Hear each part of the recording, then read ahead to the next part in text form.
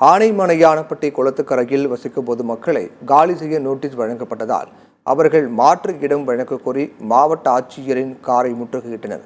தேனி மாவட்டம் ஆனைமலையானப்பட்டி குளத்துக்கரையில் 55 குடும்பங்கள் வசித்து வருகின்றன.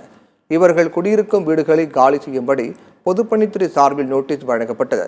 இந்நிலையில் தமிழ்நாடு கால்நடை பல்கலைக்கழக உலர் தீவன திறப்பு விழாவுக்கு காரில் சென்று கொண்டிருந்த மாவட்ட ஆட்சியர் காரை முற்றுகையிட்ட பொதுமக்கள் தங்களுக்கு மாற்று இடம் வழங்க வேண்டும் என்று கோரிக்கை விடுத்தனர். 40 வருஷம் 50 வருஷத்துக்கு மேல இங்க வந்து குடியிருக்கோம்.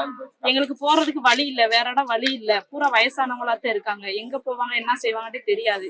கலெக்டர் மாதிரி இதுக்கு மாற்று வழி ஏதோ ஏற்பாடு படுத்தி கொடுக்கணும். இப்ப எங்கெல்லாம் வெளியேற சொல்றாங்க. எங்களுக்கு மாற்று இடம் எதுவுமே கிடையாது. எங்களுக்கு வாழ்வாதாரம் நாங்க கூலி வேலைக்கு போனாத்தையும் கஞ்சி, எங்களுக்கு வேற இருப்பிடம் எதுவுமே கிடையாது. நாங்க எங்க போறதுன்னு தெரியல. நாங்க கலெக்டர் வந்து சொல்லியிருக்கோம்.